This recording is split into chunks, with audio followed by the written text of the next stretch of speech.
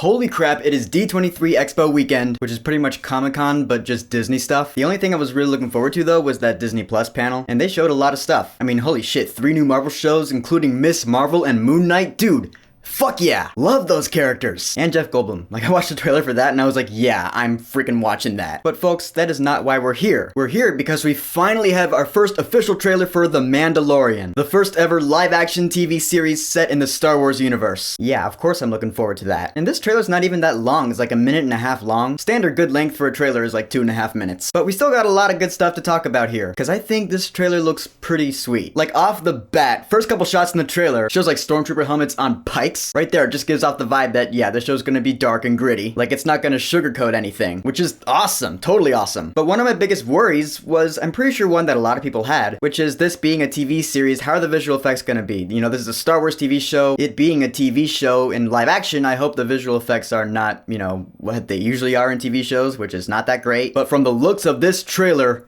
holy shit. Just from that first shot of that ship flying over the trees, I'm like, yeah, that's like on par with the movies. Yeah, that ship looks business. That's like real, looks really good. That desert landscape shot, that can't be real. If the whole show's gonna look this good, then it's gonna be the second TV show with the best visual effects I've ever seen. The first one being Game of Thrones. Best visual effects I've ever seen in a TV show, that is. You can tell Jon Favreau, who's the showrunner of this show, he was like, yeah, okay, if we're doing a live action show set in the Star Wars universe, we wanna make it look as good as we can. We wanna make the audience believe that this is Star Wars.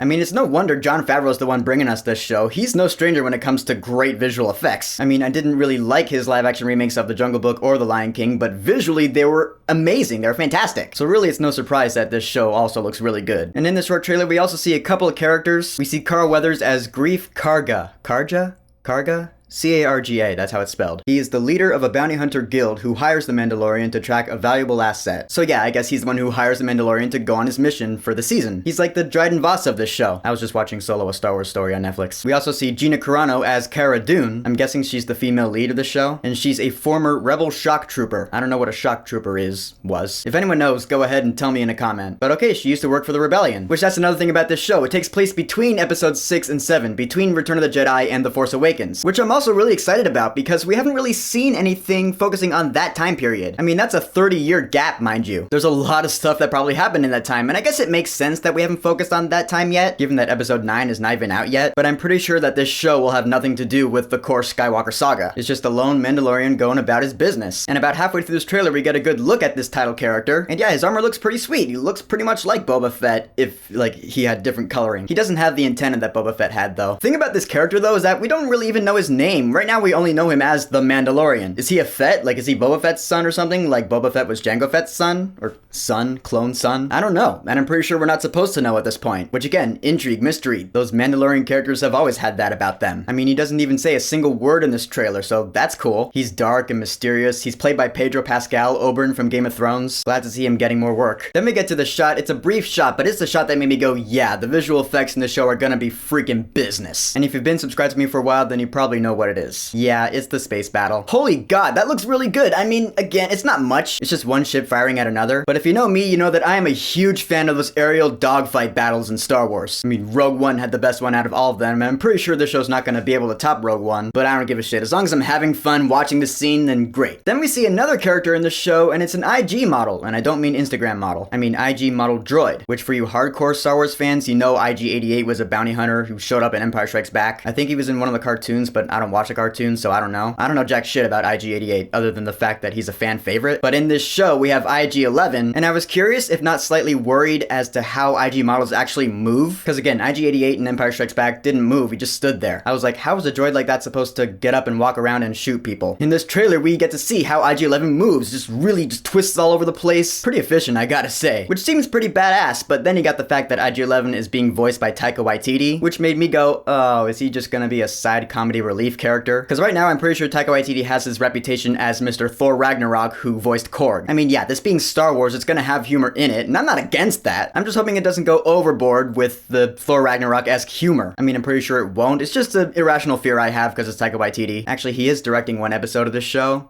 so there is that. Maybe this irrational fear is justified. I don't know, we'll see. And then, at the end of the trailer, we get to see the Mandalorian knows how to throw down like a boss.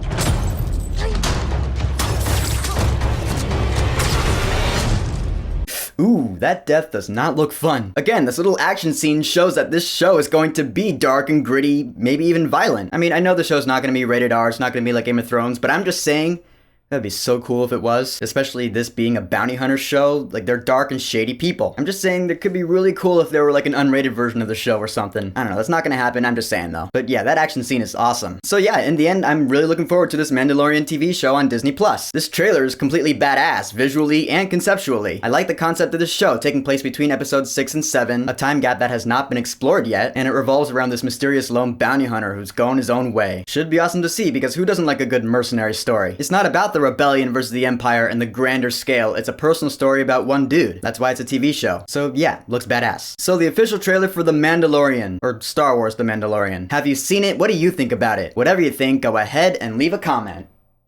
And don't forget to subscribe.